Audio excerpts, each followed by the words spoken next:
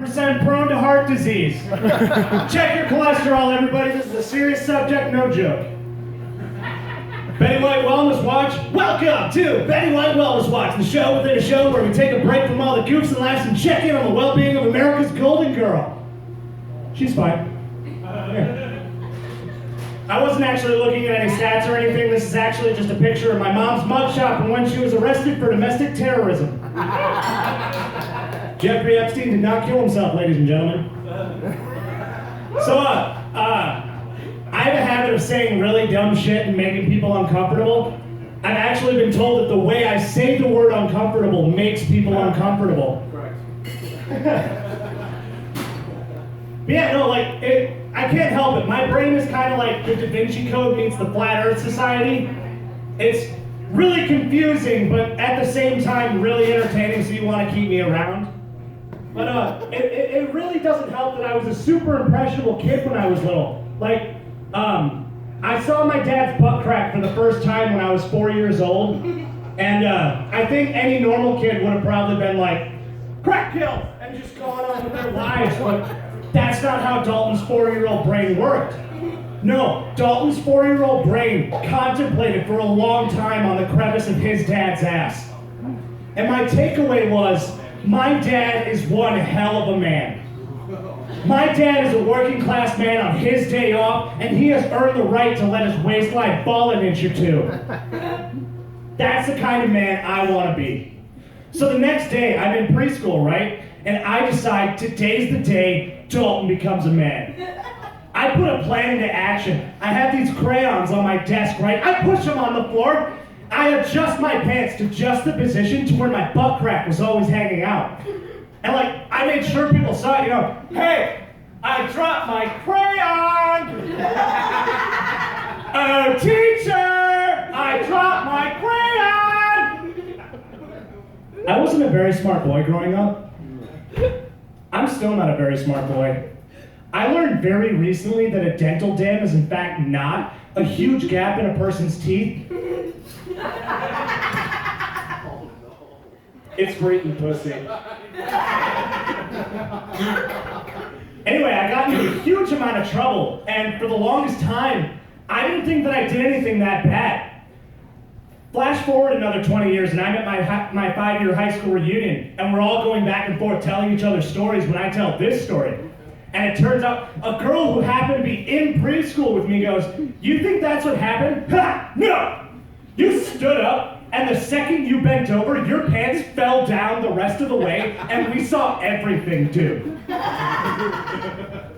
Everything? It couldn't have been that bad. A girl had to be sent home because she couldn't stop crying.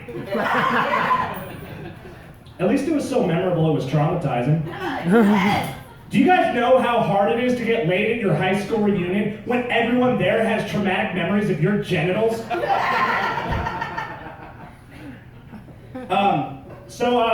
I turned 25 a few months ago. Actually, today is my 4-month anniversary of being 25. And I'm still freaking out about it. My birthday is on July 4th, Independence Day. I'm a firecracker baby. Actually, the name of my first rap album was I'm a Firecracker Baby. Yeah, no, I really I'm so stressed out because I didn't think that I would make it this far. I just thought that I would have said something stupid in the wrong situation and gotten shot by now. Just a couple weeks ago, my best friend and heterosexual life mate, Richard Garcia, he and I were eating breakfast together, and he's eating pancakes. And at one point, he turns to me and goes, "Hey, Dalton, could you pass the syrup?" And me, an intellectual and an English major, I go, "Oh, do you mean syrup?" And just stone-faced. What's that word that the young people are using now? Deadass? He stared at my dead ass, and he just, I saw a reflection in his eyes, and in that reflection was an image of me with a butter knife in my eye. And I understood it. My brain's just hardwired for comedy, and I'm a natural smartass. So it's understandable that I get into so much trouble. If you guys weren't paying attention to Betty White Wellness Watch, the show within a show where we take a break from all the goofs and laughs and check in on the well-being of America's golden girl, my mom was arrested for domestic terrorism in 2016, and obviously I've been talking about it. And I'm worried about her coming after me. Like, she was the religious kind of crazy. Like, she wouldn't let me see the first Harry Potter movie in theaters because she was worried I'd start practicing witchcraft. If that's not the behavior of a woman who's willing to drown her children, I don't know what is. Yeah, no, I just turned 25 and I'm super stressed. Like, a new part of my body breaks every day. Like, these days, I have to do pre-workout stretches before I sit down on the toilet to enjoy a cold can of ravioli. Yes! But like, what stresses me out even more is that my brain hasn't grown up at all. Like, I still have childish thoughts. You know, like, is it just me, or did America start going downhill when they stopped making Mary-Kate and Ashley movies? Mortal Kombat's giving me false expectations whenever I read a news report and see the word fatality. I think Tyler Perry should start making Medea movies set in different time periods. The first one should be called Medeaville Times.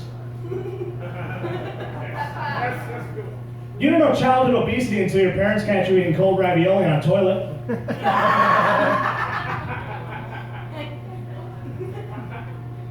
With all the technology in the world, you know, like we can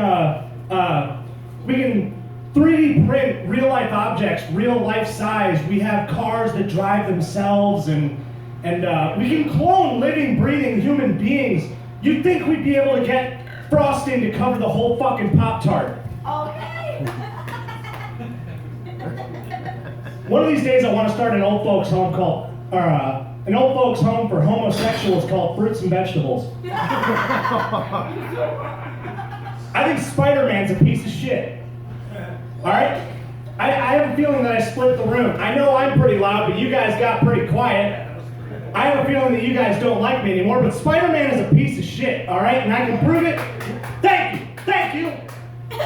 I can prove it to you with one basic fact. Spider-Man is a teenager, all right? Teenagers are messy pieces of shit. Aunt May's husband just died, and she has to clean up after a soft spot in the couch-humping teenager who tears apart his bedroom every time he loses his fucking vape. But there is no one in the world who hates Spider-Man more than the window washer who has to clean his web off buildings. Like, I'm worried about this guy. You know, I can't wait to go back home after cleaning all his windows. His building's all done, but wait, what's that over there? Hey, Spider-Man, I just fucking washed these windows! What are you doing? Wait, you're webbing up that building too? What is wrong with you? You're stopping a helicopter with two fucking buildings? How do you even do that? Oh, you got kind of a hammock thing going on there. That's actually pretty intuitive. But who the fuck do you think has to clean this up? You're a goddamn menace! I'm gonna get you, Spider-Man! That's right, the next big villain of the MCU is the window washer. My name's Dalton Pfeiffer, and Jeffrey Epstein did not kill himself. Keep making some noise for my man Dalton. Always love that Spider-Man one, dude. What else was I gonna say up here? Dalton, you really gotta start actually looking up Betty White when you do the Betty White Wellness Watch show. Did she die? I was just gonna say, you gotta start, because one night it's gonna be the most interesting set in the whole most interesting bit of the whole night. Anyway, all right, are you guys ready for another comic?